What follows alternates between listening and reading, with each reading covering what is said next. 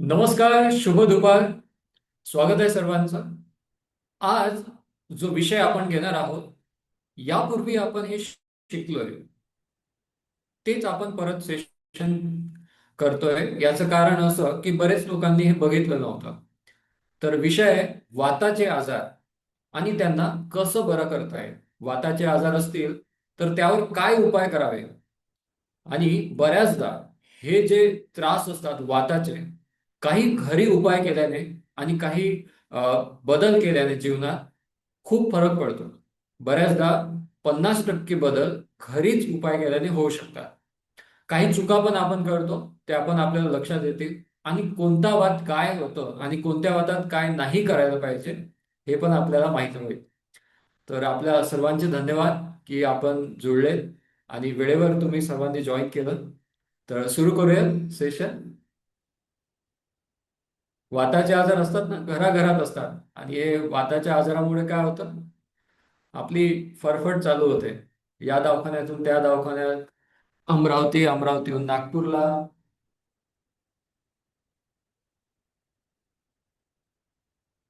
अशा सर्वकडे चक्रा सुरू असतात. पण आता तसं आपल्याला करायचं नाहीये. आता बघूया काय असतात वाताचे आजार आणि काय त्यात उपाययोजना करायला पाहिजे. तर आधी आपल्याला हे समजून घ्यायला पाहिजे की वात काय असतो आणि काय तो करतो. शरीरात वात, पित्त, कफ हे 3 दोष असतात, ते शरीर चालवतात. पण जेव्हा वात वाढतो तेव्हा वाताचे आजार होतात. ठीक आहे. तर वाताचे जवळपास 80 आजार आहेत. पित्ताचे 40 असतात आणि कफाचे 20 असतात. पण वात जसा तिन्ही दोषांमध्ये खूप प्रभावी आहे, खूप प्रबळ आहे, ताकद त्याची खूप जास्त आहे. तो कुठलाही आजार आणू शकतो आणि कुठल्याही अवयवावर तो त्याचा असर दाखवू शकतो. तर बघा, वाताचे आजार असेल तर काय लक्षणं दिसतात. आपण आजच्या जे अ, हे आहे, व्याख्यान आहे, यामध्ये फक्त हाडांशी संबंधित, हाडं आणि मांसपेशीशी संबंधित जाणून घेऊया. ठीक आहे. मागच्या व्याख्यानमध्ये हाच विषय होता, हेच सगळं होतं. पण तरीही आज आपण बऱ्यापैकी नवीन गोष्टी समजून घेऊया. ठीक आहे. तर सांधे दुखणं, पाय दुखणं, गुडघे दुखणं, सांध्यावर सूज येणं, असे बरेच लक्षण आहे. सायटिका म्हणजे पायाच्या मागून नस लागली म्हणतो आपण त्याला. एका साईडला वेदना होतात किंवा कंबर दुखणे, पाठ दुखणे, मान दुखणे, सांधे वगैरे एकदम जखडून जाणे, अकडून जाणे, कडक होणे, दाबलं की बरं वाटणे किंवा दाबलं की दुखणे, चालताना उठताना पायऱ्या चढताना त्रास होणे, असे बरेच लक्षणं वाताच्या आजारामध्ये असतात. आता कुणाला फक्त गुडघे दुखतात, तर कुणाची फक्त मान दुखते. तर प्रत्येकानुसार हे आजारानुसार वेगळं असतं. आलं लक्षात सगळ्यांना? आपण काय समजून घेणार आहोत ते आज. तर असे त्रास ज्यांना होतात, कधी कधी कुणाला पाठ दुखते, पाठीत एखादा कुठला सांधा दुखत नाही, कुणाचे पोटऱ्या दुखतात, कुणाच्या मांड्या दुखतात, हे पण आपण वाताच्या आजारामध्ये गृहीत धरतो. आलं लक्षात? तर दुखणे, दुखणे म्हणजे वात. जिथं दुखतं तिथं वात असतो. जिथं दुखतं तिथं वात. आयुर्वेदात म्हटलंय, यत्र शूलः तत्र वातः. म्हणजे जिथं दुखतं, शूल म्हणजे दुखणे, तिथं वात असतो. जेवण झालंय सर्वांचं? फक्त झोप नका येऊ देऊ. फार महत्वाचं आहे. आणि कसं आहे, हे जे सेशन आहे ना, या व्याख्यानात जे आपण शिकतो, ते बऱ्याचदा आपल्याला नाही माहीत पडत. कारण हे कुठल्या पुस्तकात, एका पुस्तकात मिळत नाही. कुठल्या एका व्हिडिओमध्ये हे कुठे मिळत नाही. डॉक्टरांकडे दिले गेले तर कुठल्याच डॉक्टरला इतका वेळ नसतो सगळं समजून सांगायला. बरोबर आहे. त्यामुळे हे माझी जे उद्देश होता हाच होता की सर्वांना याबद्दल माहिती असावी, जेणेकरून या शहरातून त्या शहरात किंवा या डॉक्टरकडून त्या डॉक्टरकडे आपली हालचाल जास्त नको व्हावी. आपले पैसे पण वाचावे सर्वांचे, आणि वेळ आणि त्यामागचा त्रास जो आहे तो कमी व्हावा. तर याचे मेन 3 भाऊ आहेत, मुख्यतः 3 भाऊ आहेत. कोण आहे हे वाताच्या आजारांचे 3 भाऊ? एक वात शरीर इंद्रियगत वात त्याला म्हणतो. म्हणजे कुठे पण दुखतं बरं का. जसं कुणाची मांड्या दुखतात, कुणाची पाठ दुखते, कुणाच्या पोटऱ्या दुखतात. असं कुठे एखादा सांधा दुखेल असं नाही, पण अधेमध्ये कुठेही दुखतं. त्याला आपण शरीर इंद्रियगत वात म्हणू. पेशी दुखतात, मांसपेशी असतात ना, मसल ज्याला आपण म्हणतो, ते दुखतात. कुणाचा मध्येच हात दुखायला लागतो, तर याला आपण शरीरगत वात म्हणूया. दुसरा संधिवात असतो. संधिवात कसा असतो? म्हातारपणात होणारा हा आजार आहे. प्रत्येकाला होतं बरं का संधिवात. संधिवातातून कोणी सुटलं नाहीये. फक्त कुणाला जास्त होतं, कुणाला कमी होतं. कुणाला दवाखान्यात जावं लागतं एवढं होतं, तर कुणाला दुर्लक्ष केलं तरी चालतं एवढासाच होतं. पण प्रत्येकाला मिळणारी ही भेट आहे संधिवात. वयानुसार संधिवात होतो. जे ज्यांचं वय आता 50 वर्षाच्या वर आहे, ते बरे, त्यांना तरी म्हणजे त्यांच्या लहानपणी छान जे भाजीपाला असायचा, धान्य असायचं, फार शुद्ध असायचं. त्यामुळे त्यांची त्यानुसार शरीरयष्टी बनलेली आहे आणि त्यांना संधिवात फार उतरत्या वयात झालाय. लवकर त्यांना संधिवात होत नाही. पण आजकाल जसं हवामान आहे, खाणं पिणं आहे, त्यानुसार कधी होत असेल संधिवात माहितीये? वयाच्या 25 ते 28 वर्षापासून पण संधिवाताचे लक्षण दिसायला लागले. यापेक्षा कमी वयात पण दिसायला लागले. इतकी भयंकर परिस्थिती झाली आहे संधिवाताची. संधिवात म्हणजे एक प्रकारचं आलेलं म्हातारपण. यामध्ये शरीरात झीज होते. कशाची झीज होते बरं? हाडांची झीज होते. मुख्यतः सांध्यांमध्ये दुखतं. कधी दुखतं संधिवातात माहितीये का? जेव्हा उठ-बस करतात किंवा जेव्हा चालतात किंवा पायऱ्या चढतात. बसल्या बसल्या दुखत नाही. तुम्ही बसलेले आहात तेव्हा तुम्हाला दुखणार नाही, किंवा तुम्ही झोपले आहे तेव्हा तुम्हाला संधिवातात दुखणार नाही, वेदना वेदना होणार नाही. पण तुम्ही बघितलं असेल, एखादा व्यक्ती ज्यांना संधिवात आहे, बसलेले आहे, खुर्चीत बसले किंवा खाली बसले, उभं राहताना उठताना ते कसे करतात? गुडघ्यांवर दोन्ही हात ठेवणार, अरे राम राम राम राम राम राम राम. तर हे जे म्हणणं आहे रामाला आठवण केली, तर याचा अर्थ आहे की संधिवात आहे, सांध्यांमध्ये दुखणं आहे. बरोबर? तर हे संधिवात जे आहे, यामध्ये मुख्यतः झीज होते. कशाची झीज होते? हाडांची. हाडांच्या वर जे कुशन असतं, गादी असते, त्याची झीज होते. बरोबर? आलं लक्षात? आता संधिवात काय असतो? म्हातारपणात सगळ्यांना मिळणारी एक भेट म्हणजे संधिवात. ठीक आहे? पण ती काही चांगली भेट नाहीये. त्या भेटीला आपण नाकारू शकतो, कमी करू शकतो, पण नाहीच होणार असं होत नाही. दुसरी गोष्ट, तिसरा जो भाव आहे याचा, हा बरं का, हा जरा त्रासदायकच भाव आहे. नुसतं भांडणं करणारा भाव आहे. कधीच शांत बसू देणार नाही. संधिवात म्हणजे असा भाव आहे संधिवात, जेव्हा तुम्ही काही कार्य करायला जाणार तेव्हा दुखणार. पण अमवात असा भाव आहे, हा फारच भयंकर. असा भाव कुणाला नको. म्हणजे यामध्ये सतत सांधे दुखतात आणि वेदना प्रचंड असतात. पूर्ण अंगाचे सगळे सांधे दुखायला लागतात. कधी खांदा दुखतो, तर कधी आपला मानेचा मणका दुखणार, तर कधी गुडघा दुखणार, तर कधी कंबर दुखणार, कधी बोटांचे छोटे छोटे हाड पण म्हणजे बोटांमध्ये असलेले छोटे छोटे जॉईंट सांधे ते पण दुखायला लागतात. आणि हा आजार वाढल्यानंतर बोट अक्षरशः तिरपे व्हायला लागतात. यामध्ये दाखवलंय बघा. बोट वाकडे झालेत ना, ते केले नाहीये, ते वाकडे झाले आहेत त्या आजारांमुळे. शक्यतो हा वयाच्या 40शी नंतर होतो, पण असं काही नाही की 40शी नंतरच होणार, पण होतो. त्याचं कारण पण मी सांगेन. आमवात जो आहे, यामध्ये वेदना सगळ्यात जास्त सकाळी असतात. कधी असतात बरं? सकाळी. सकाळी उठल्यानंतर कसं वाटतं? सगळ्यांना फ्रेश वाटतं, छान वाटतं, हलकं वाटतं. पण आमवाताच्या व्यक्तीला सकाळ म्हणजे यातनाच असतात बरं का. यातना म्हणजे काय होतं? सकाळी उठल्या उठल्या शरीर भारी होतं. कधी कधी या त्रासात इतकं शरीर भारी होतं, इतका वेदना असतात की पलंगावरून किंवा बेडवरून गादीवरून उठू पण शकत नाही. अंग अंग दुखतं. आणि जसे जसे सूर्यनारायण यायला लागतात, तसं तसं दुखणं कमी होतं. तसं तसं जो त्रास आहे, तो हळूहळू कमी व्हायला लागतो. पण त्रास असतोच. थंडी किंवा पाऊस आला, ढगाळ वातावरण असलं, तर आम वातात प्रचंड वेदना होतात. खूप दुखतं. आलं लक्षात आमवाताचं? आमवातामध्ये झीज होत नाही हाडांची. अक्षरशः जो सांधा असतो, जो जॉईंट असतो, तोच खराब होतो. आणि हा पूर्ण शरीरातल्या सांध्यांना खराब करणारा आमवात आहे. आमवात फार त्रासदायक असतो. कुणाला होऊ नये. संधिवाता एवढा प्रत्येकाला होत नाही. फार कमी लोकांना आमवात असतो. पण आजकाल आमवात पण खूप वाढला आहे. ठीक आहे. तर पुढे एक एक करून बघूयात काय काय लक्षणं असतात, कशामुळे होतं, काय होतं.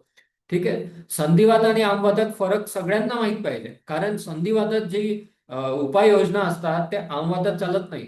त्याने आमवात वाढतो. हे नेहमी लक्षात ठेवा. संधिवातात मुख्यतः गुडघे दुखतात. संधिवातात.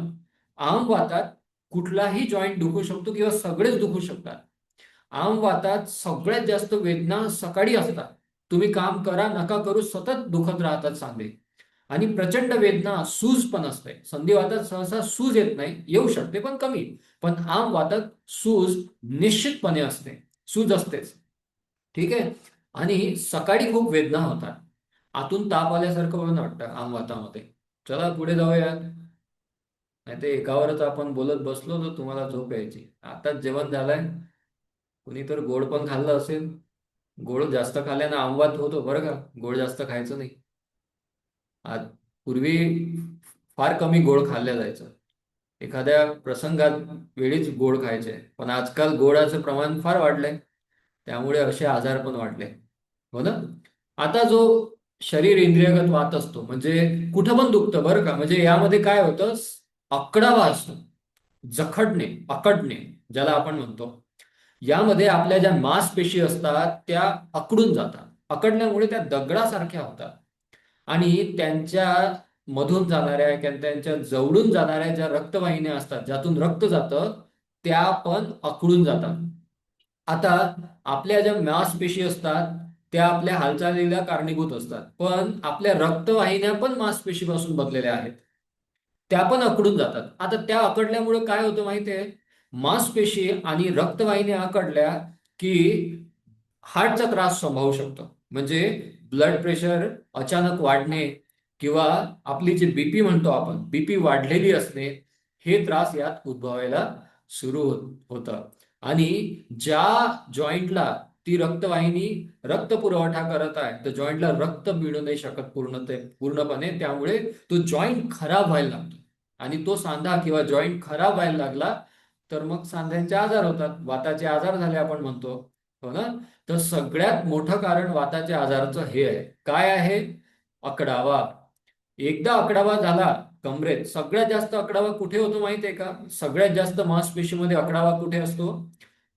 कमरेच्या खाली. म्हणजे कंबर, मांड्या, पोटऱ्या यामध्ये बऱ्यापैकी अकडावा असतो. ठीक आहे. तो कसा कमी करायचा हे आपण बघणारच आहोत. ठीक आहे. आता यामध्ये बघा, पहिलं चित्र दाखवलं आहे संधिवाताच्या नावाखाली. तो आपला स्वस्थ संधी आहे म्हणजे चांगला असं असायला पाहिजे.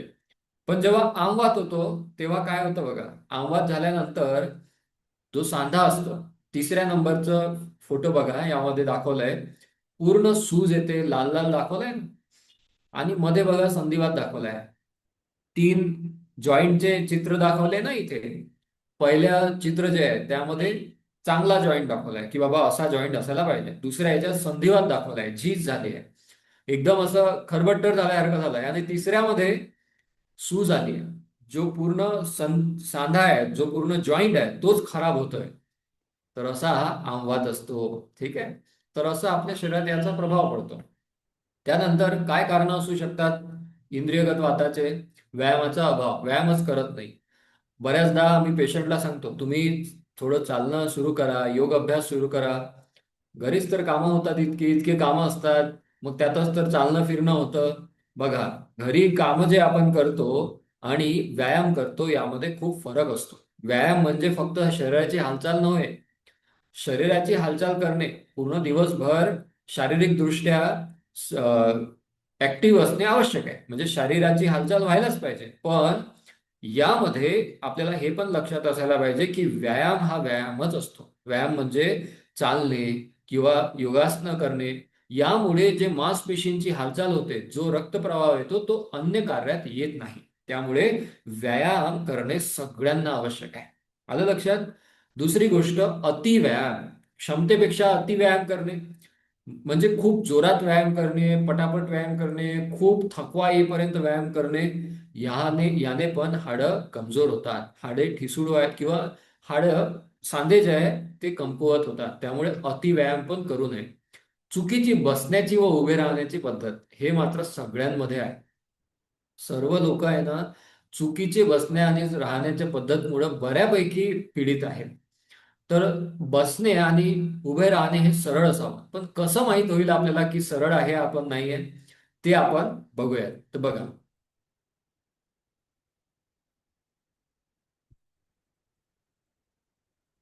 जेव्हा पण आपण उभे राहतो तेव्हा आपला कान, खांदा, त्यानंतर कंबर आणि खाली अँकल, गुडघा आणि अँकल, अँकल म्हणजे घोटा, ते एका सरळ रेषेत असावे. ते जर सरळ रेषेत नसतील तर तुम्हाला काही ना काही सांध्यांचा त्रास नक्कीच होणार आहे किंवा असेलही.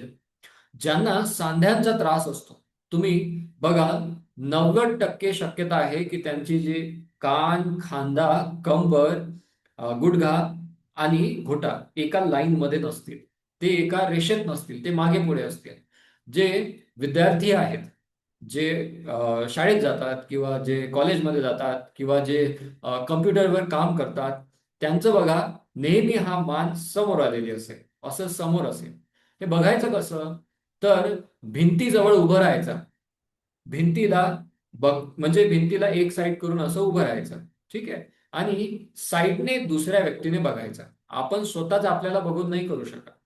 किंवा मग आपल्या फोटो एखाद्याला काढायला लावायचा, की बाबा आम्ही भिंतीला लागून उभं आहे, भिंतीला एका साईडने म्हणजे दुसरीकडे बघायचं, मागे भिंत असेल तर इकडे बघायचं आणि साईडने एक जण फोटो काढणार सरळ उभं राहून.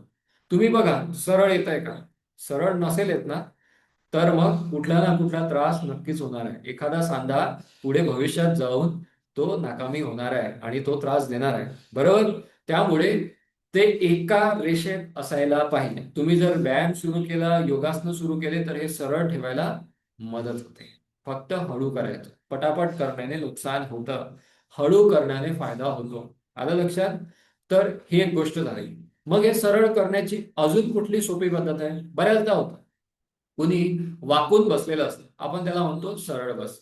लहान मुलं मुख्यतः, किंवा कुणी असं वाकून चालत असेल, आपण म्हणतो सरळ वाक. पण यामध्ये त्याला कितीही सरळ राहा म्हटल्यानंतर परत वागतो का? कारण कारण होऊ शकतं की त्याला तशी सवय लागली, किंवा मग मांसपेशीमध्ये अकडावा आहे, किंवा मग कमजोरी आहे. या कारणांनी तो व्यक्ती वाकून बसतो. पण एक सोपी पद्धत, दोन्ही हात मांडीवर किंवा गुडघ्यावर ठेवायचे आणि खांदे फक्त असे मागे फिरवायचे. झालं सरळ. तुम्ही असं पूर्ण पाठ सरळ करायचा प्रयत्न करणार तर जास्त वेळ सरळ राहणं कठीण आहे. पण फक्त असे खांदे मागे केले तर पूर्ण पाठ सरळ व्हायला किंवा रिलॅक्स व्हायला मदत होते. जस समजा मी असं वाकून बसलोय आणि कुणी मला म्हटलं की बाबा सरळ बस, मी पाठ अशी केली, काय होईल? इथं परत दुखायला लागेल, मी वाकणार. कारण ही स्थिती जी आहे ही सरळ जरी असली तरी रिलॅक्सिंग नाही आहे, आरामदायक नाही आहे. पण तुम्ही फक्त गुडघ्यावर हात ठेवा आणि फक्त खांदे असे मागे फिरवून घ्या. रोल बॅक करणे याला आपण म्हणतो. असं खांदे मागे फिरवून घ्या. काय होईल बरं यामुळे? यामुळे खांदे तर आपल्या मागे झाल्यामुळे मणका सरळ व्हायला मदतच होईल, पण रिलॅक्सिंग, आरामदायक स्थितीमध्ये तुमचा मणका येईल. त्यामुळे वारंवार खाली झोपण्याची जी स्थिती येते ते होणार नाही. तर चालताना किंवा उभं असताना किंवा बसताना नेहमी तुम्ही हे प्रॅक्टिस करा. खांदे फक्त मागे फिरवायचे आणि रिलॅक्स बसायचं. ठीक आहे. तर दुसरी गोष्ट, तुम्हाला काही दिवस सवय लागेपर्यंत थोडं जाणून ते करावं लागेल. म्हणजे पाठ सरळ करावी लागेल. कारण एक सवय लागली असते मांसपेशींना, त्यामुळे पाठ वारंवार पुढे झुकते. त्यामुळे हे मागे करणं आवश्यक आहे. ठीक आहे. सरळ बसणे. आलं लक्षात सर्वांना? सर्वांनी आता स्वतःचा पोश्चर बघा. सरळ पोश्चर आहे का? सरळ पोश्चर आहे की नाही कसं कळेल? भिंतीला टेकून उभे राहा. एका साईडने व्यक्तीला कुणाला दुसऱ्याला फोटो काढायला लावायचा आणि बघायचा आपला कान, खांदा, कंबर आणि गुडघा आणि खाली घोटा एका रेषेत आहे का? जर रेषेत असेल, सरळ रेषेत, फार छान, तुमचा बऱ्यापैकी पॉश्चर सरळ आहे. पण ते जर एका रेषेत नसेल, शक्यतो नसतंच, बऱ्याचपैकी लोकांचं नसतं ते, कुणाची कंबर मागे पुढे असते, कुणाचा खांदा मागे पुढे, कुणाचा कानच मागे पुढे जातो, तर ते आपल्याला सरळ करावं लागेल. ठीक आहे. नाहीतर काय होईल? मांसपेशीमध्ये अकडावा येईल, तो वात वाढेल पहिल्या प्रकारचा जो आपण शिकलोय, मग सांध्यांमध्ये रक्त पुरवठा कमी होईल. सांध्यांमध्ये रक्त पुरवठा कमी झाला, हळूहळू सांधा अ, खराब व्हायला लागेल, संधिवात होईल, किंवा मग आमवात झाला तर जास्तच त्रास होईल. असं ते व्हायला लागतं. आलं लक्षात सर्वांना? बऱ्याच पेशंटमध्ये मी बघितलंय की ज्यांचे गुडघे दुखतात त्यांचा प्रॉब्लेम गुडघ्यात नसतोच, कमरेत असतो. एका पेशंटला कालच आम्ही बघितलंय, तर त्यांना गुडघे दुखत होते आणि वय होतं फक्त 35 वर्ष. गुडघे दुखायचं कारण बघितलं तर संधिवात या कमी वयात होणे फार कमी शक्यता असते. मग त्यांचा पॉश्चर बघितला. पॉश्चर बघितल्यानंतर लक्षात आलं की यांचा त्रास गुडघ्यांचा जरी होत असेल, पण यांचा प्रॉब्लेम कुठे आहे? कमरेत आहे. काय कमरेत आहे? कमरेचे जे मांसपेशी आहे यांची पूर्णपणे तिथे स्टीफनेस म्हणजे आकडावा आलेला होता. कंबर त्यांची पूर्ण जखडलेली होती. कशामुळे बरं कंबर जखडलेली होती? त्यांची बसण्याची पद्धत फार चुकीची होती. ते बसून काम करायचे, पण बसताना ते खुर्चीवर पूर्ण आत नाही बसायचे, समोर बसायचे आणि मागे असे लेटून. त्यामुळे कमरेवर ताण येतो. दुसरी गोष्ट, त्यांचा व्यायाम नव्हता. व्यायाम नसेल तर शरीरात कुठलीही मांसपेशी अकडून जाते. तिसरी गोष्ट, त्यांचं एकाच जागी खूप वेळ बसणं होतं. एका जागी खूप वेळ कधीच बसू नये, मध्ये मध्ये उठावं. एका वेळी जागेवर बसणं असल्यामुळे त्याच्यात अजून अकडावा यायचा. असे बरेच कारण. आणि यात थंडी, वाढलेली थंडी, त्याने आकडा अजून वाढला. कमरेत आलेला आकडावा, जो कमरेतल्या मांसपेशीत आलेला आकडावा, तो आपल्या गुडघ्यांना पण एफेक्ट करतो, गुडघ्यांना पण त्रास देतो आणि गुडघे पण त्यामध्ये दुखायला लागतात. त्यामुळे तुम्हाला हा आकडावा असेल शरीरात तर तो आधी दूर करायला पाहिजे. बऱ्याचदा तो लक्षात येतो, बऱ्याचदा लक्षात येत नाही. मग काय उपाय? व्यायाम करणे, एका जागी न बसणे, एका जागी फार काळ बसू नये. आणि या भ्रमात अजिबात राहायचं नाही की मी दिवसभर काम करतो, दिवसभर चालणं फिरणं, ते घरी असो की शेतात असो, तर त्यामुळे मला व्यायामाची आवश्यकता नाही. व्यायामाची आवश्यकता प्रत्येकाला असते. व्यायाम आणि शारीरिक कार्यात फरक आहे. व्यायामाने ज्या आपल्या लहानात लहान मांसपेशी असतात त्या पण उपयोग केला जातो त्यांचा पण, आणि कार्यात एक्झर्शन होतो. कार्यात फक्त मांसपेशीचा उपयोग होतो, त्याचा एक विशिष्ट प्रकारे ताण येत नाही. त्यामुळे व्यायाम करणे आवश्यक आहे. असं जर नसतं, तुम्ही विचार करा ना, व्यायाम जर आवश्यक नसता तर व्यायामाच्या इतक्या पद्धती आल्याच कसल्या असत्या? सगळ्यांनी म्हटलं असतं सकाळी उठा आणि काम करा. पण व्यायाम आहे याचा अर्थ व्यायामाचा विशेष फायदा कामापेक्षा वेगळा आहे, म्हणून काम करणे आवश्यक आहे. ठीक आहे. आणि बरेच लोक सकाळ संध्याकाळ व्यायाम करतात पण दिवसभर बसले असतात, त्यांना पण रोग होतात बरं का, वाताचे. का? कारण दिवसभर बसणं पण चुकीचं आहे, जरी तुम्ही व्यायाम करत असणार. दोन्ही गोष्टी पाहिजे. दिवसा थोडंफार आपल्याला शारीरिक दृष्ट्या कार्य करणं आणि व्यायाम करणं ही आवश्यक आहे. आलं लक्षात? व्यायाम करायला पाहिजे. आणि स्वतःचा सगळ्यांनी पॉश्चर बघा. स्वतःचा जे उभं राहण्याची पद्धत सरळ आहे का, ते सगळ्यांनी बघायला पाहिजे. त्यानंतर काय? जास्त वेळ एका स्थितीत बसणे, एका स्थितीत फार काळ बसू नये. जे कंपनीत काम वगैरे करतात त्यांना नेहमी लक्षात ठेवावं की तुम्ही आता बऱ्याच वेळ एका जागी बसलेले असताना हळूहळू तुमचं तर पॉश्चर खराब व्हायलाच लागलाय, पण हळूहळू ते खांदे, मानेचा मणका हे खराब होईल आणि वयाच्या 45 वर्षानंतर असे त्रास होतील की जे फार तुम्हाला त्रास देऊ शकतात. त्यामुळे त्यांनी आताच दक्षता घ्यायला पाहिजे. दुसरी गोष्ट, दर 2 ते 3 तासांनी त्यांनी मध्ये उठून ताडासन करणे, थोडं फिरणे वगैरे आवश्यक आहे. एका जागी बसणे म्हणजे शरीराला एक प्रकारे अ, गटर करणे. गटर म्हणजे खराब करणे.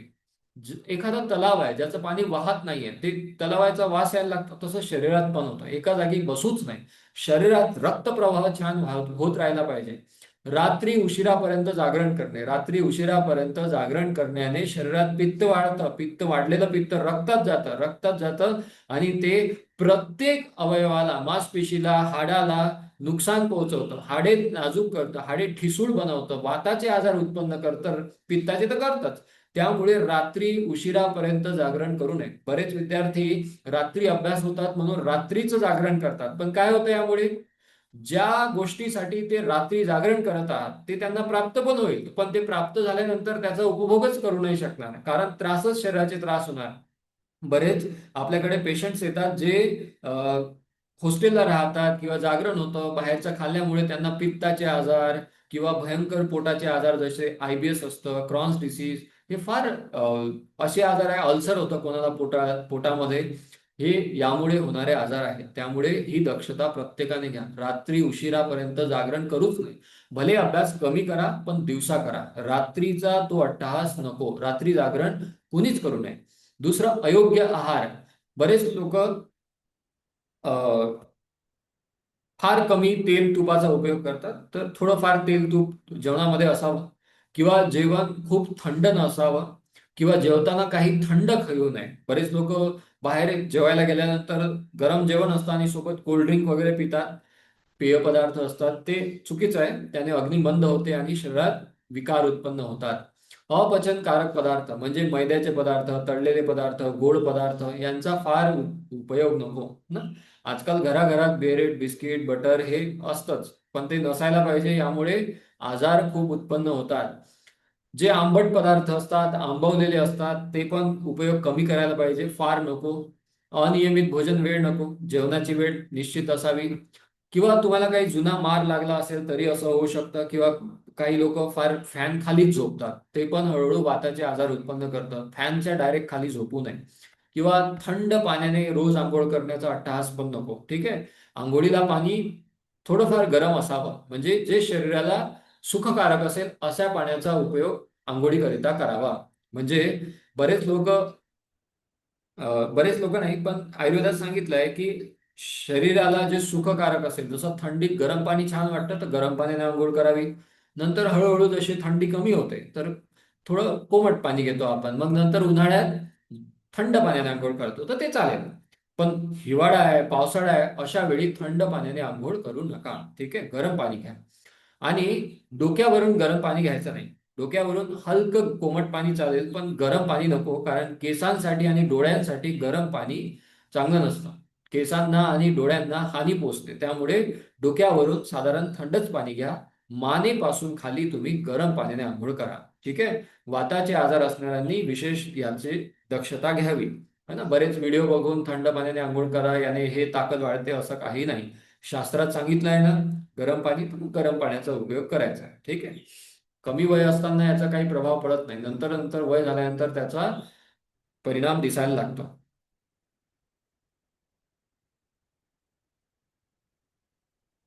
समजत आहे ना सगळ्यांना की समजत नाहीये? मग मी ती सुधारणा करतो. ठीक आहे. आता पुढचं जे टप्पा आहे याचा, ते आपण बऱ्यापैकी छान समजून घेऊयात आणि महत्वाचं आहे, त्यामुळे लक्ष द्या. ठीक आहे. आणि हे जे काही आपण शिकतोय ते समजल्यानंतर परत तुम्ही घरी कुणाला समजून सांगा. कारण तुम्ही ते शिकलात पण कुणाला सांगितलं नाही तर काय होईल, विसरून जाल, त्याचा उपयोगच करू शकणार नाही. नाहीतर आपण पॉश्चर बद्दल इतकं सांगितलंय आणि परत आपला पॉश्चर आपण बघितलाच नाही, तर मग या लेक्चरचा फायदाच नाही. तुम्ही खरंच सांगतो, तुमचा पॉश्चर जर सरळ केला तर बऱ्यापैकी वाताचे आजार कमी होतात. त्यामुळे काही करून आज सगळ्यांनी फोटो काढा. तुम्ही आज लेक्चर बघत आहात फोनमध्ये, म्हणजे तुमच्याजवळ कॅमेरा आहे फोनमध्ये, बरोबर? तर सर्वांनी भिंतीजवळ सरळ उभं राहायचं आणि साईडला, म्हणजे समजा या साईडला माझी भिंत आहे, अशी भिंत आहे समजा, तर मी असा उभा आहे, इकडून कोणीतरी फोटो काढणार. ठीक आहे, मी इकडे बघतोय, साईडने फोटो काढायचा. तर बघायचं मग फोटो काढल्यानंतर दिसतंय का बाबा सरळ रेषेत आहे का सगळं. फोटोनेच समजतं बरं का, ते तसं बघून एकदम लक्षात येत नाही नवीन, पण फोटो काढल्यानंतर लक्षात येतं. प्रत्येकाने आपला पॉश्चर बघा. नसेल कळत, आपल्या क्लिनिकला या, मी तुमचा पॉश्चर बघून सांगेन की सरळ आहे की नाही. ठीक आहे. पण पॉश्चर सरळ, आणि त्याकरिता उपाय पण करा. योगासनं सुरू करा, चालणं सुरू करा. ताडासन पॉश्चर म्हणजे आपलं शरीर सरळ करण्याचं सगळ्यात छान आसन म्हणजे ताडासन. नियमित दिवसातून 3 वेळा तरी ताडासन करा सगळ्यांनी. ताडासन काय असतं, दोन्ही हात वर करून आपण शरीर वरती ताणतो. ताडासन फार सोपी आहे. तुम्ही फोनमध्ये बघू शकता ताडासन कसं असतं. युट्यूबवर पण मिळेल किंवा गुगलवर पण मिळेल. ठीक आहे. तर ताडासन नक्की करा आणि पहिले आपला पॉश्चर सरळ करा. नाहीतर आकडावा असलेला, एका मासपेशीत असलेला आकडावा खूप त्रास देतो. तो अक्षरशः आकडावा जो आहे, जे आपल्या नसा म्हणतो ना आपण, नर्व्स, न्यूरॉन्स, त्यांना पण सुकवतो. त्या सुकायला लागल्या ना तर हातापायात मुंग्या येणे, हातापायाची ताकद कमी होणे, स्पॉन्डिलायटिस सारखी त्रास होणे हे उद्भवायला लागतं. आणि बऱ्याचदा रिपोर्टमध्ये ते दिसतच नाही. म्हणजे तुम्हाला काही दुखणं सुरू होईल वाताचं, रिपोर्ट केले, एक्सरे केला, MRI केला, काही दिसणार नाही. कारण ते सुकणं, मास मासपेशीचं किंवा त्या नशीचं सुकणं दिसत नाही कुठल्या स्कॅनिंग मध्ये. त्यामुळे ही दक्षता नक्की घ्या, नाहीतर आपलं स्टेरॉइड, पेन किलर ते चालू होऊन जाईल. त्यापेक्षा दक्षता घेतलेली बरं राहील. हो ना. चला.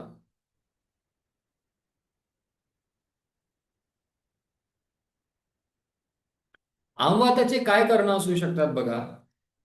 आमवातामध्ये सांधे सुजतात, तीव्र वेदना होतात, गरम पाण्यात तिथे गरमपणा असतो. म्हणजे जिथे जसं एखाद्या गुडघ्याला सूज आली आहे तर तिथे गरम त्यांना स्पर्श जाणवतो.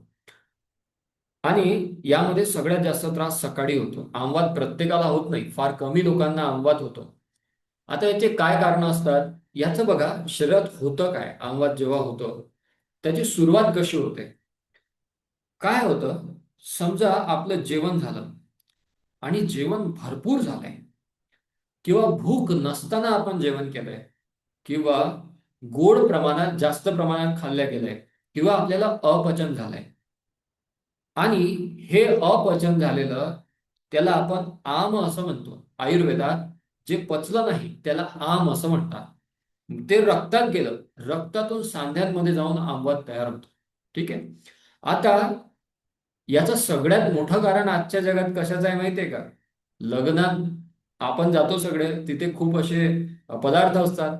ते फार तेलकट असतात, गोड असतात, आणि त्यात बऱ्याच प्रकारची भेसळ असते. सगळं अपचन करणारं असतं. आणि आपण प्रवास करून जातो आणि खाल्ल्यानंतर परत प्रवास करतो. लग्न झाल्यानंतर तिथं थांबत नाही, घरी येतो परत. तर त्यामुळं हे प्रचंड वाढतं. त्यामुळे नेहमी लक्षात ठेवा, भूक नसेल तर जेवण करायचंच नाही. बऱ्याचदा असं वाटतं की जेवलं नाही तर झोप नाही येणार. नका येऊ दे, काही हरकत नाही, सवय लागेल, झोप येईल. पण बऱ्याचदा मी लोकांना जेव्हा आमवात असतो तेव्हा आमवाताचा सगळ्यात उपाय चांगला म्हणजे उपवास करणे, उपवास सांगतो. ते घाबरून जातात. असे घाबरतात जसं काही आपण त्यांना खूप मोठं कष्ट सांगितलंय.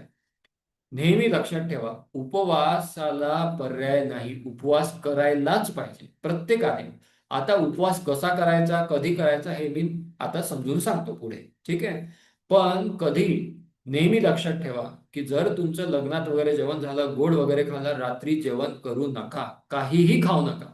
नुसतं थोडं गरम पाणी प्या आणि झोपून राहा, किंवा भूक असेल तर थोडंफार मूग डाळीचं पातळ वरण प्या, त्याने पण छान होईल. पण तुम्ही जर जेवण केलं तर ते आम निर्माण होऊन परत आमवात होऊ शकतो. आणि आमवात असा आजार आहे, तो ॲलोपॅथी औषधानुसार तो कधीच बरा न होणारा, आणि आयुर्वेदानुसार पण तो फार कठीण आहे बरा करायला, फार कठीण. आमवात सहजासहजी बरा होत नाही, फार त्रासदायक असतो. त्यामुळे पचनाची सगळ्यांनी दक्षता घ्या. आणि आजकाल आपल्या सगळ्यांची अग्नी फार कमजोर आहे, म्हणजे प्रत्येकाची पचनशक्ती कमजोर आहे. त्यामुळे हवा पाण्यामुळे, त्यामुळे आपल्याला कमीच जेवायला पाहिजे. जेवण पण कमी करायचं, आणि गोड तर खायचंच नाही रोज. एखाद्या वेळी गोड खाल्लं तेवढं ठीक आहे. आणि कुठे कधी गेले, लग्न प्रसंग असेल, थोडंफार खा, फार खायचं नाही. आणि खाल्ल्यानंतर अर्धा तास बसून राहा, लगेच प्रवास करू नका. खाल्ल्यानंतर लगेच प्रवास केल्याने आजार उत्पन्न होतात, आणि तो कुठलाही आजार होऊ शकतो. आयुर्वेदात सांगितलंय, मंद अग्नौ सर्व रोगैक कारणम. म्हणजे जर तुमचं पचन मंद असेल तर तुम्हाला कुठलाही रोग होऊ शकतो, सर्दी, ताप, खोकल्यापासून तर आमवात किंवा कॅन्सर पण होऊ शकतो. त्यामुळे लक्षात ठेवा, कधीही आपलं पचन हे चांगलं ठेवायसाठीच आपल्याला धडपड करावीत राहावी लागेल. नेहमी लक्षात ठेवायचं की जर भूक नसेल खायचं नाही, तहान नसेल पाणी प्यायचं नाही. बरेच लोक भरपूर पाणी पितात तहान नसताना. कोणीतरी सांगितलेलं असतं की पाणी भरपूर प्यायला, पाणी भरपूर पीत नसतात. पाणी तेवढंच प्यावं जेवढी तहान आहे. जर तुम्हाला 1 लिटरची तहान आहे, 1च लिटर पाणी प्या. शरीराचा तो वेग आहे, शरीर सांगतं की तुम्हाला तहान लागली, तेव्हा तुम्हाला पाणी प्यायची. तहान लागल्यानंतरच पाणी प्या, आणि तेवढंच प्या जेवढी तहान आहे. कारण पाणी जे आपण पितो, जास्त पाणी पिल्यावर ते पण आपलं शरीराची अग्नी मंद करू शकतात. आलं लक्षात? असे बरेच गोष्टी आहेत जे आपण अशा बऱ्याच व्याख्यानांमधून शिकणार आहोत की काय आपण चुकीचं करतो, जे आपण ठीक करायला पाहिजे. बऱ्याच लोकांच्या जीवनात अशा गोष्टी आल्या ज्या करायला फार कठीण आहे आणि रोगकारक आहे. पण त्यांना वाटतं की त्याने ते स्वस्थ राहणार आहे, पण त्यांनी रोग उत्पन्न होतात. ते पण आपण पुढे पुढे शिकूया. ठीक आहे. तर होऊ शकतं तुमच्या बऱ्याच नातेवाईकांमध्ये काही आजार असतील, त्यांना पण हे लेक्चर तुम्ही नक्की शेअर करू शकता. जो मेसेज तुमच्यापर्यंत आलाय तो पण तुम्ही त्यांना पाठवू शकता, जेणेकरून त्यांना पण हे माहिती मिळत राहील. याची पण रेकॉर्डिंग असेलच युट्यूबवर. ठीक आहे. तर पुढे जाऊया. आमवाताचं सगळ्यात मोठं कारण काय आहे? अपचन. अपचन दीर्घकाळ असणे. ठीक आहे. आता बघा, अपचनाची एक खास गोष्ट सांगतो. आम जो असतो ना, म्हणजे न पचलेला भाग, हा बराच दिवस राहिला ना तर त्यालाच आपण ताप असं पण म्हणतो. बऱ्याचदा तुम्ही ऐकलं असेल, आपल्याकडे म्हणतातच की मुरलेला ताप आहे, बारीक ताप आहे. मुरलेला ताप आणि बारीक ताप म्हणजे काय असतं? म्हणजे हेच असतं, आम न पचलेला भाग रक्तात गेलाय, त्याला मुरलेला ताप किंवा बारीक ताप म्हणतात. मग त्याला बाहेर काढायचं कुठलं साधन आहे? आज एक आजीबाई आमच्याकडे आले पेशंट म्हणून, तर त्यांना हा त्रास होता. 4 दिवसानंतर त्यांना बऱ्यापैकी आराम मिळाला. मग त्यांनी विचारलं की असं का होत आहे. मग त्यांची सगळं सांगितलं की तुमच्या शरीरात जो 2 वर्षापासून त्रास होता तो मुरलेला ताप होता. मग त्यांनी लगेच विचारलं, ताप अजूनही आहे का? म्हणजे मग सलाईनने लगेच बरं होईल का? तर तो सलाईनचा किंवा इंजेक्शनवाला ताप नसतो. ते कुठलं इन्फेक्शन नाहीये, ते न पचलेला अन्नाचा भाग आहे. आलं लक्षात? तर ह्या कुठल्या सलाईनने किंवा इंजेक्शनने किंवा कुठल्या पॅरासिटामॉल गोळीने बरा होणारा नसतो. हा शरीरातनं बाहेर काढायसाठी सर्वात उत्तम औषध म्हणजे उपवास. मूग डाळीचं पातळ वरण पिणे, दुसरं काहीही खाणे नाही, जोपर्यंत कडकडून भूक लागत नाही. ज्यांच्या शरीरात मुरलेला ताप असेल, आम असेल, त्यांची भूक मंद होऊन जाते. भूक मंद झाली की समजून जायचं आत आम उत्पन्न होत आहे. आणि हा आमन म्हणजे शरीरात न बसलेला भागच कॅन्सरचं सगळ्यात मोठं कारण आहे.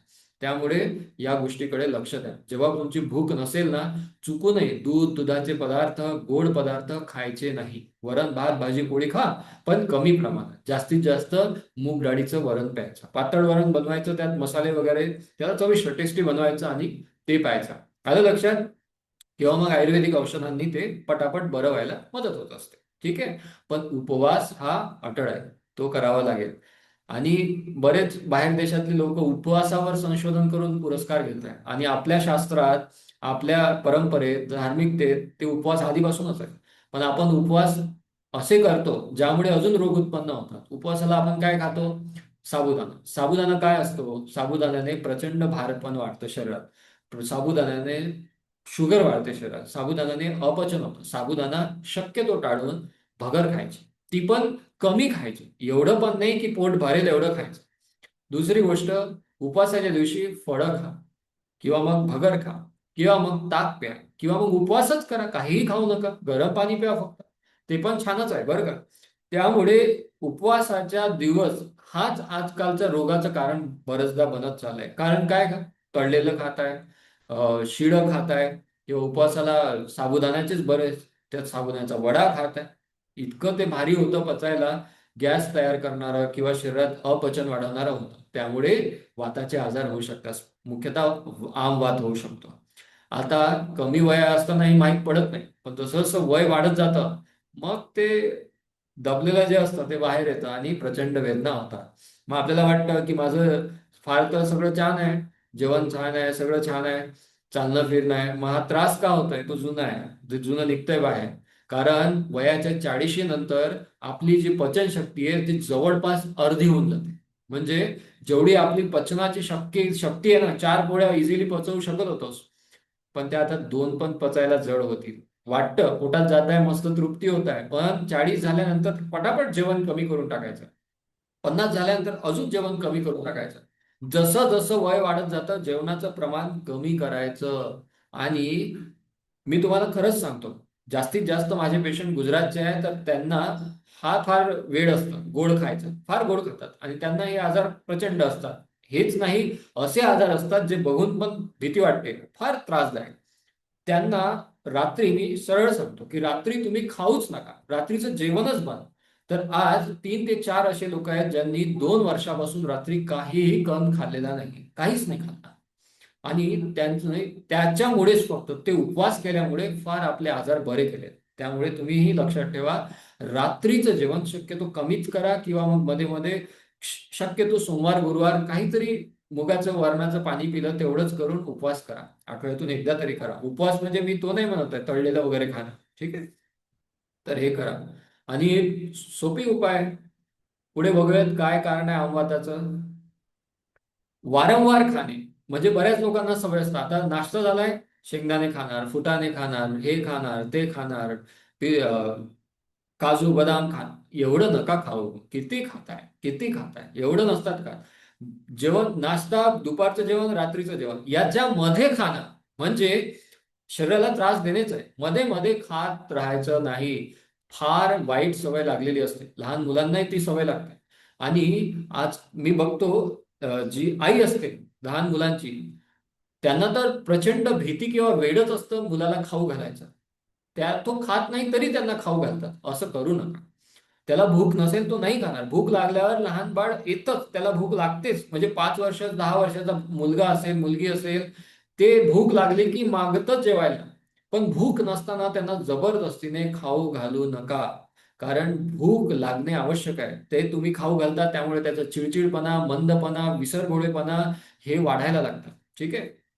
दुसरं, सतत ब्रेड, बिस्किट, फरसाण, मैद्याचे पदार्थ, दही, cheese, pizza, burger, chocolate, biscuit, ice cream, cake हे सतत खाऊ नये. दही पण रोज खायचं नाही. बरेच लोक दह्याला फार हे करतात, रोजच खातात.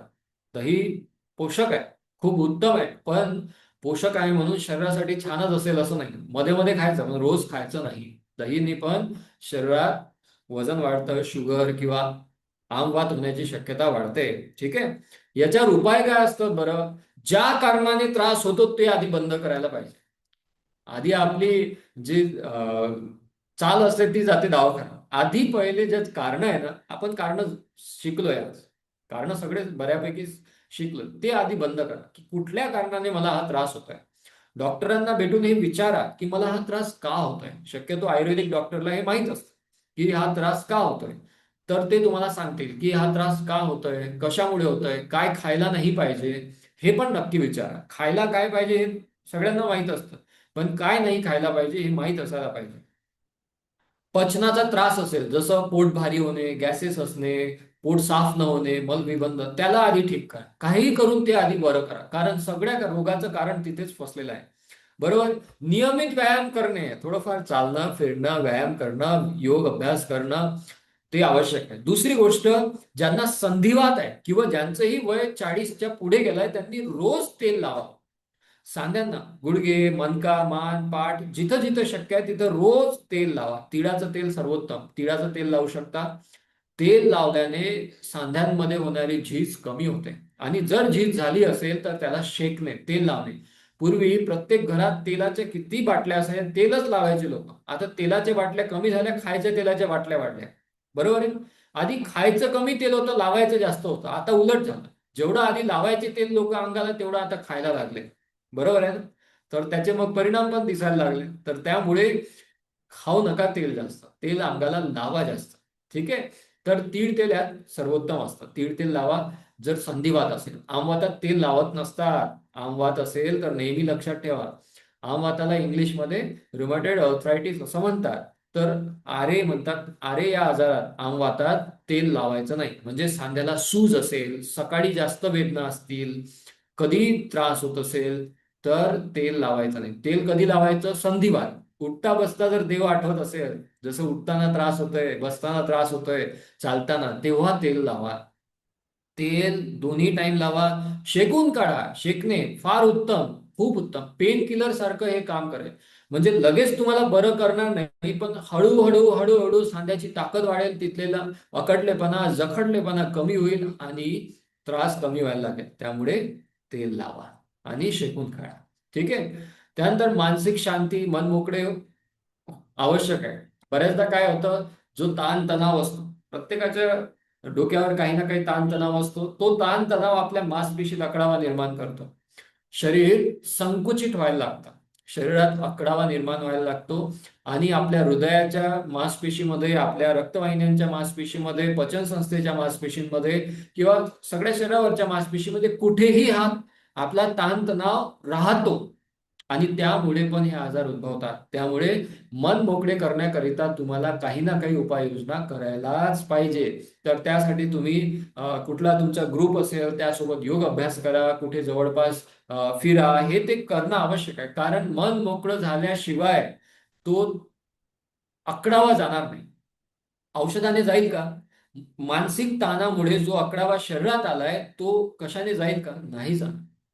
तो फक्त मन मोकळं झालाय. हसा खेळा, बघा आपण हसतोय का, खेळतोय का, थोडं फ्रेश राहतोय का, त्याने तो मोकळेपणा येईल. ठीक आहे. तो जर नसेल ना, तर कुंठित होऊन राहतो आजार आपल्या शरीरात. तो एवढा कुंठित होऊन राहतो की मग कुठलाही त्रास उद्भवू शकतो. ठीक आहे. आणि हे प्रत्यक्ष आहे, म्हणजे असं मी सांगत नाहीये की कुठे वाचून सांगितलं, प्रत्यक्ष बघितलंय. आणि तुम्हाला असा कुठला त्रास असेल तर तुम्ही एखाद्या कुठल्याही आयुर्वेदिक डॉक्टरला बघा, त्यांना हे विचारा, किंवा माझ्याकडे येऊ शकता. मी तुम्हाला समजून सांगेन की कशा प्रकारे हा आजार शरीरात उत्पन्न होत आहे. त्यामुळे नेहमी लक्षात ठेवा की जो मानसिक ताण असतो तो काढायसाठी काही ना काही आपल्याला उपाय करावे लागतील. असं होत नाही की आपला जीवनात कधीच त्रास येणार नाही, मानसिक त्रास किंवा कुठलाच प्रॉब्लेम संपेल, असं कधीच नसतं. एक प्रॉब्लेम संपला, दुसरा प्रॉब्लेम नक्की येणार. कधी नात्यात येतो, कधी पैशात येतो, तर कधी आजारांमार्फत येतो. कशाही मार्फत कुठला ना कुठला मानसिक ताण येतच असतो, तो येणारच आहे, त्याला आपण नष्ट करू शकत नाही. पण त्याचा प्रभाव कमी व्हावा यासाठी उपाययोजना करायला पाहिजे. त्यासाठी उपाययोजना करायला पाहिजे. है ना. मन मोकळं राहिलं ना तर शरीर पण मोकळं राहतं, मस्त मजा येते. तर त्यामुळे मन मोकळं राहण्यासाठी थोडंफार वयाच्या 50 नंतर कराच. वयाचे 50 झाले ना, तुम्ही बघा, एकदा 60 वर्ष पूर्ण झाले कोणाच्या वयाचे, काय होतं बरं बघा. 60 वर्षापर्यंत ती व्यक्ती आपल्याला बऱ्यापैकी ठीक दिसते, पण जशी 60 ओलांडतात ना तसं एकदमच गळून जातात, एकदम म्हातारे व्हायला लागतात. असं का होतं बरं? कारण ते एकटे पडतात, एकटे होतात, बोलायला कोणी नसतं, काही त्यांना काम करायला नसतं. त्यामुळे ते एकटे होतात आणि मानसिक ताण वाढतो. त्यामुळे त्यांचे आजार वाढतात आणि ते म्हातारपण लवकर आणतात. मग म्हातारपणातले हे वाताचे आजार. आलं लक्षात? तर मन मोकळं करण्यासाठी तुम्हाला उपाययोजना कराव्या लागतील. जेवढं मन मोकळं तेवढं पोट छान साफ होतं, जेवढं मन मोकळं तेवढं पचन छान राहतं, तेवढं शरीर. आता मन मोकळं करायसाठी काही खायला नका जाऊ मात्र. नाही तर मन फ्रेश करायचंय, थोडा आनंद करायचाय तर हॉटेलला जाऊ. मग ते परत फिरून तिथंच येतं. ते ते केलं ना, ते खाणं आपलं चुकीचं झालं ना. तुम्ही असे आहार केले जे राजसिक तामसिक गुण शरीरात वाढवतात, जसं पचायला भारी, हॉटेलचं किंवा नॉनव्हेज असेल, यामुळे फार राजसिक आणि तामसिक गुण शरीरात वाढतात. पुढे जाऊन शरीरात असे आजार उत्पन्न होऊ शकतात जे फार त्रास देतात. त्यामुळे असा आहार करू नये. साधा सात्विक भोजन आजच्या काळानुसार तुम्हाला फार मदत करेल स्वस्थ राहायला. आणि दुसरी गोष्ट महत्वाची, हे पण लक्षात ठेवा, आजार होणार नाही हे कोणीच सांगू शकत नाही, पण आजार झाल्यानंतर जर तुमची दिनचर्या, तुमचं खाणं पिणं चांगलं असेल तर तुम्हाला तो सहन होईल, तुम्हाला आजाराचा त्रास होणार नाही. लक्षात येते. उदाहरणार्थ, तुम्हाला अमरावतीवरून नागपूरला जायचंय. अमरावतीहून नागपूरला जायचे दोन माध्यम तुमच्याकडे आहे. एक टू व्हीलरनं जा, किंवा मग एक छान लक्झरी बस आहे, त्यात छान एसी मध्ये बसून जा. आता नागपूरला जाणं अटळ आहे. नागपूरला तुम्ही दोन्ही पद्धतीने जाऊ शकता, पण टू व्हीलरने गेले तुम्हाला माहित आहे, ऊन लागेल, पाऊस लागेल, दगदग होईल, गळा सुकेल, हालत खराब होईल, कारण नागपूर म्हणजे फार दूर झालं. आणि आरामात बसून गेले, माहित पण नाही पडणार, झोपेत प्रवास होणार. बरोबर. तसंच आहे, नागपूरला जाणं म्हणजे आजार होणं हे अटळ आहे. प्रत्येकाला कुठला ना कुठला आजार होणारच आहे, कधी ना कधी होणारच आहे. पण तो आजारात आपण किती स्वस्थ राहतो आजार असूनही, ते आपल्या दिनचर्या आणि खाण्यापिण्यावर अवलंबून आहे. ठीक आहे. नाही तर बरेच लोक म्हणतात, ते बिडी पिणारे म्हणतात की जे बिडी पित नाही त्यांना पण कॅन्सर आहे, त्यांना पण हा आजार आहे. फरक आहे. जे बिडी सिगारेट ओढून जो होणारा कॅन्सर आहे, तंबाखू खाऊन जो होणारा कॅन्सर आहे, त्याचा प्रभाव त्या व्यक्तीवर फार घातक असतो. त्या व्यक्तीशी जर तुलना केली, ज्यांचं दिनचर्या वगैरे चांगली आहे आणि तरी त्यांना कॅन्सर झाला, तर जो होणारा त्रास आहे त्यात फरक असतो. ठीक आहे. त्यामुळे जर तुम्हाला कुठलाही आजार असेल आणि तुम्ही हा विचार करत असाल की सगळं ठीक आहे तरी आजार येतोय, तर फरक आहे. आजार येणं येतच असतो. आजार आजकाल कुणाच्या नियंत्रणात नाही आणि कधीच नव्हते. आजार आपल्या कर्माने पण येतात. आजार आपलं जे पूर्वकर्म होतं त्याच्यानुसार पण येतात. पण त्या आजारावर आपलं किती नियंत्रण आहे, तो आजार आपल्याला किती त्रास देतोय, हे आपल्या हातात आहे. त्यामुळे सात्विक भोजन असावं. मन फ्रेश राहायसाठी काही ना काही उपाययोजना करा. काही पचनाचे आजार असतील त्याला पटकन दूर करा. मध्ये मध्ये उपवास करा. हे गोष्टी जे आहे हे फार प्रभावी असतात. म्हणजे लाखो रुपयाचं औषध जेवढं काम नाही करत, तेवढ्यापेक्षा जास्त हे काम करतात. आणि जर त्रास तरी कमी नसेल हो, तर आयुर्वेदिक औषधोपचार करा. ठीक आहे.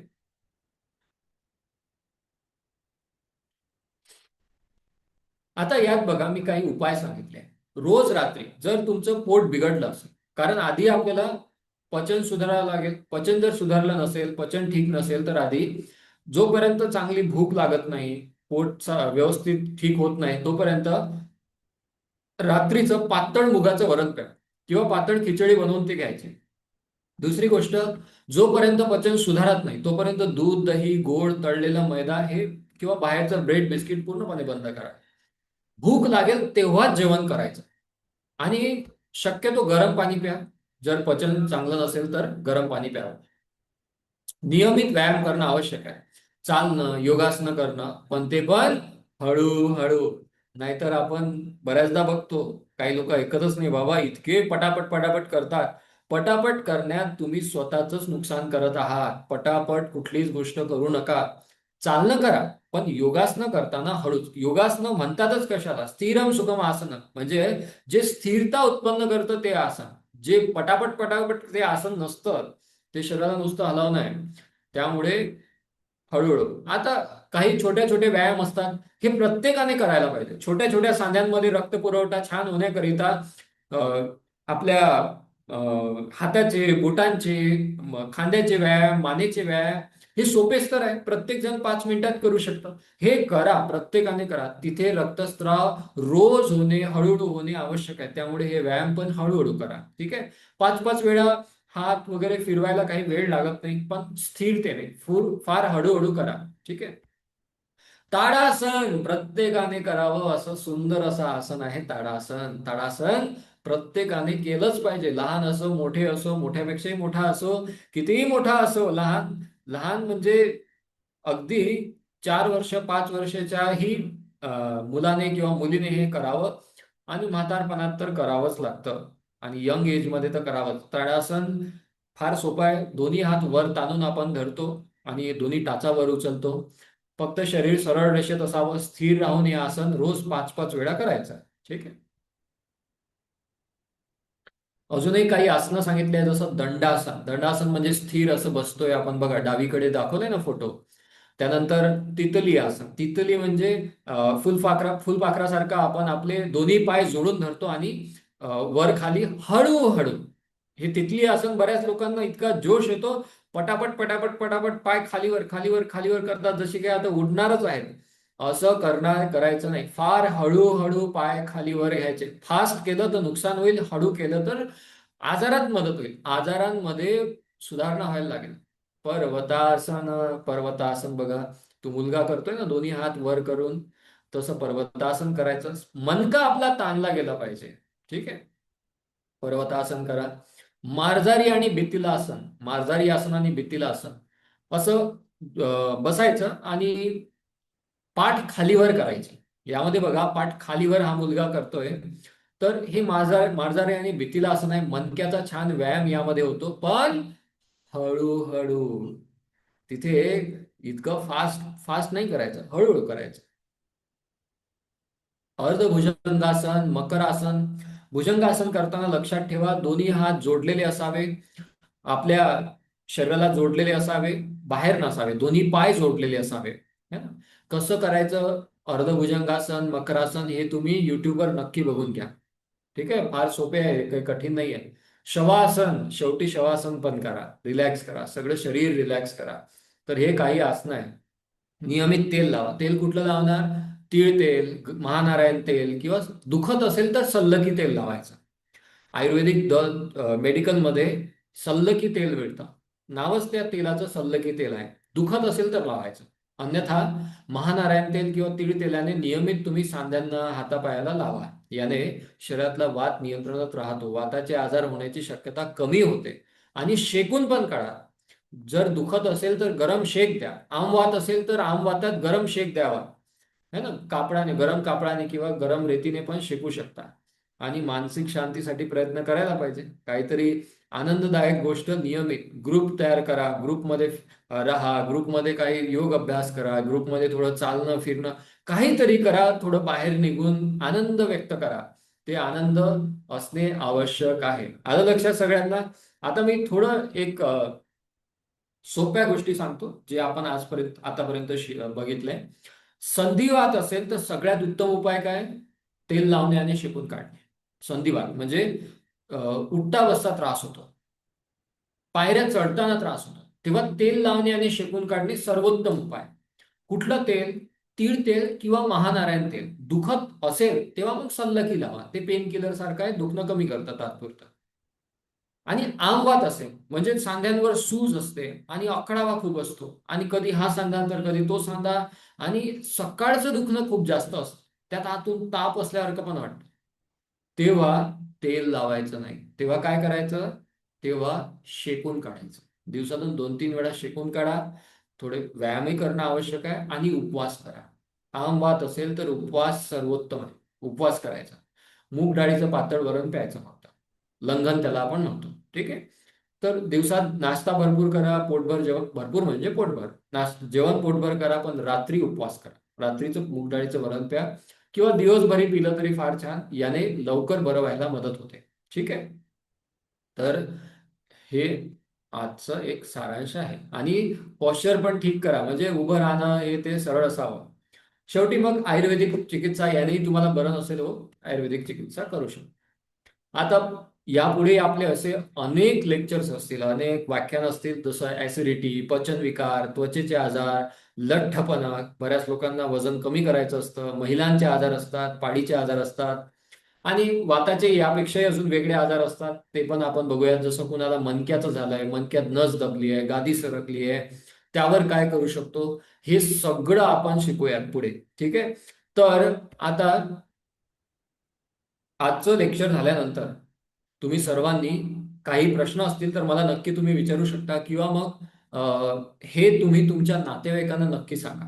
कारण हे बरं होण्याचा हाच माध्यम आहे, नाहीतर आपण जे कमावले पैसे ते जातील कुणाकडे? डॉक्टरांकडे. म्हणजे तुम्ही कमावणार, डॉक्टरांना मिळणार, तुम्ही कमावणार, असं होऊ नये यासाठी अशी माहिती सगळ्यांपर्यंत पोहोचणे आवश्यक आहे. बरोबर आहे ना?